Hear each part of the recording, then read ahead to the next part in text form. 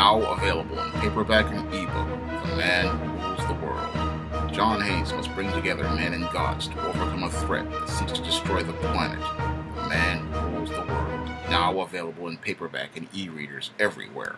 I had to check the information bar of my television because as I was watching ABC here in New York, I had to wonder if I was getting free cable. Because as I was watching The Bachelorette on Monday and Tuesday night, I thought I was watching the WWE pay-per-view, the Royal Rumble. Because as this two-night event progressed, I watched Afro-American Negroes eliminated from this show like wrestlers tossed out of the ring in the Royal Rumble.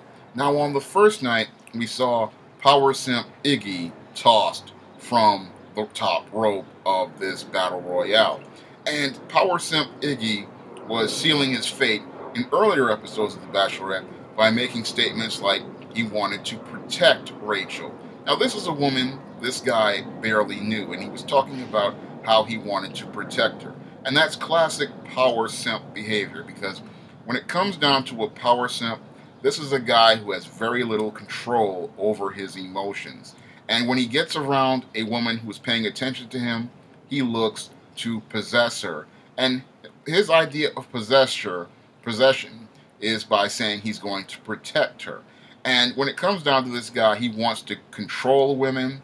And when women aren't doing what he wants or getting more attention than what he gets, he starts to get emotional and he starts to get violent. And when I look at Iggy's behavior and his body language, he was a textbook Power Simp. So he was eliminated in the rose ceremony for Monday. And on Monday we saw another guy get eliminated. I think it was another white guy.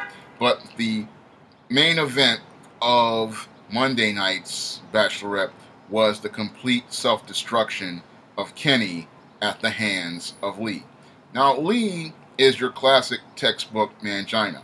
And when it comes down to manginas, these are the kind of guys who look to make a target man his own worst enemy. And we saw that on Monday night's Bachelorette, because Monday night's Bachelorette was like looking at one of the chapters in my ebook, Manginas. They look like men, but they act like ladies. And Mangina Lee got under the skin of his target, Kenny. He made Kenny into his own worst enemy. And instead of Kenny staying focused on what his goal was, he started focusing on Lee. And once he focused on Lee, he destroyed his own chances. Now, Rachel set him up in some ways with later on in the night by saying that she was going to bring those two together. But Kenny just did not connect the dots regarding Lee, and he didn't connect the dots regarding Rachel. He didn't connect the dots regarding the two, and that led to him being his own worst enemy.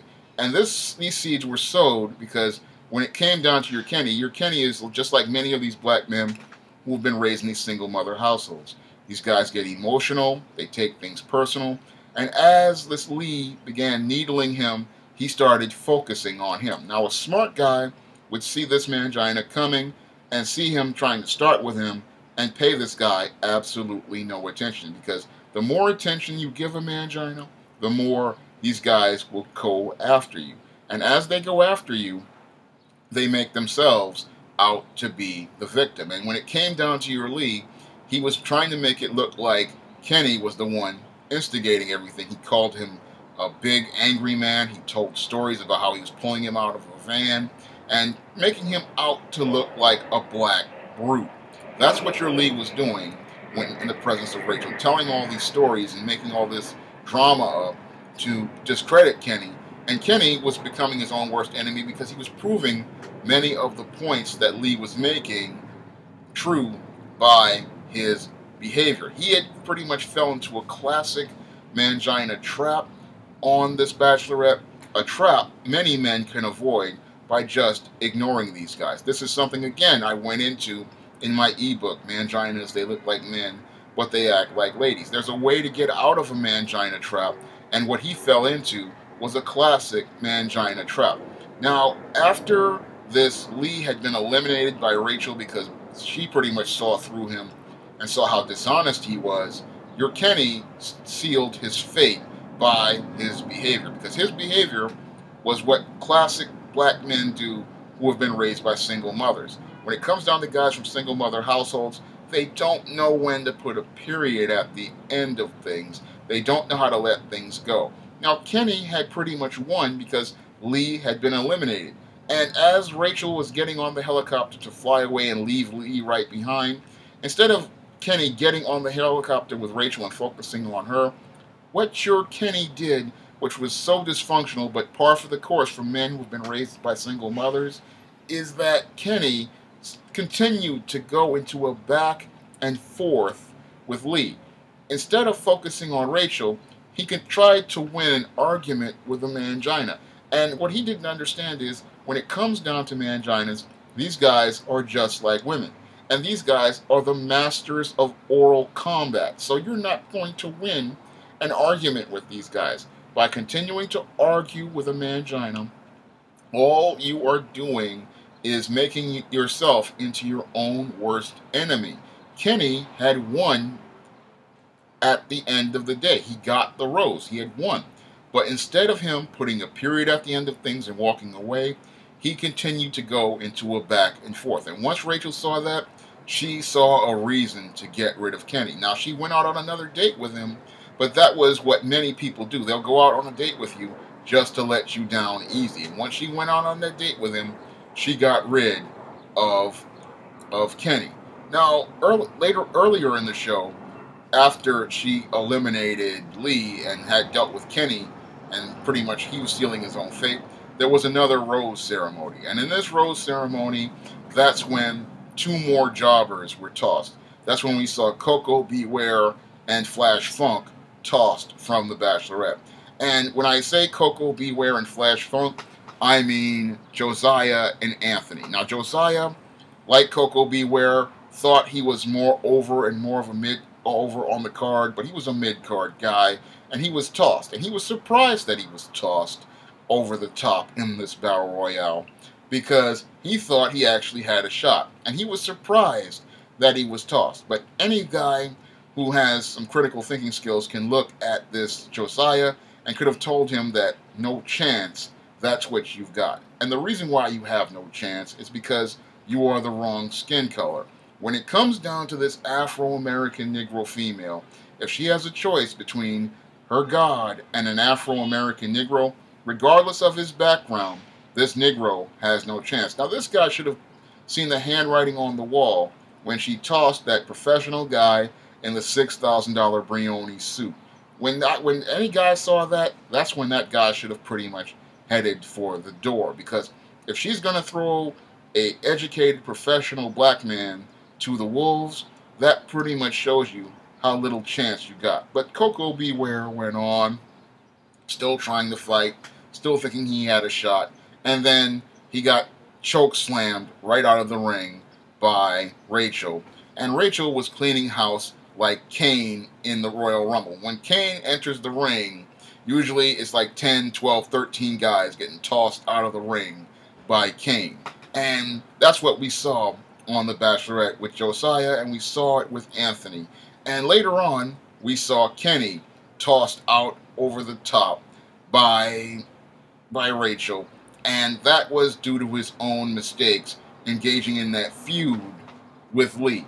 Now, another surprise for a lot of people was seeing Will tossed over the top, but that was par for the course because that was going to happen. Now, your Will was a clean-cut, well-mannered guy.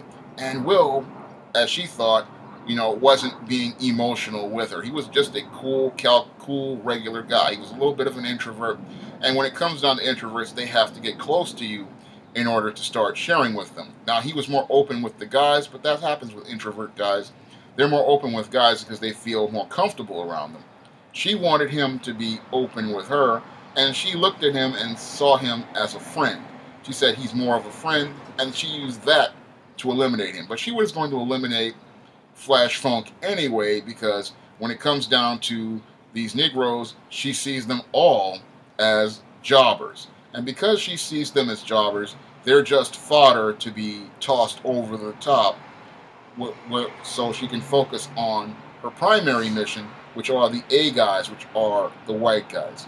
And we saw at the end of the night, after Special Delivery Jones, Coco Beware, Flash Funk, and I would say were tossed from the top over the top, we saw only one man standing, and that's Eric. And poor Eric, he's just being saved for next week's episode, because after next week's episode, we know that Eric is going to be tossed over the top in this battle royale, and the last 4 people in the ring are going to be Rachel and those 3 white guys. And that's pretty much par for the course what David Carroll has talked about in many of his videos, how this black woman deifies this white man, how she worships this white man, and how she will do anything to be in the presence of this white man. And if she has a choice between a single, successful, well-educated, professional black man and a non-black man and a white man, she's going to choose that white man at the end of the day. Because if she has a choice between her God and man, she's going to choose her God every time. And we see this being played out on this Bachelorette as we speak. We saw this Rachel toss almost 5 black men over the course of 2 nights, and cost an Asian guy, because why have an imitation when you can have the real McCoy?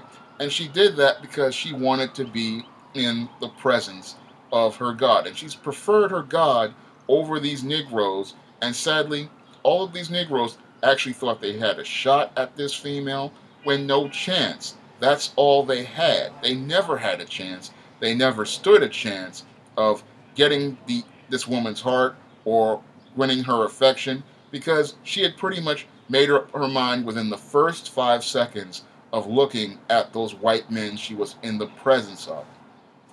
Her mind, when she saw those white men, was to have a relationship with those white men, and she saw all those black men as fodder that was in the way of her winning the attention and affection of the God that she worships. These Afro-American Negro men, as I said in the first video that I made, had no chance and no chance. That's what those Negroes got.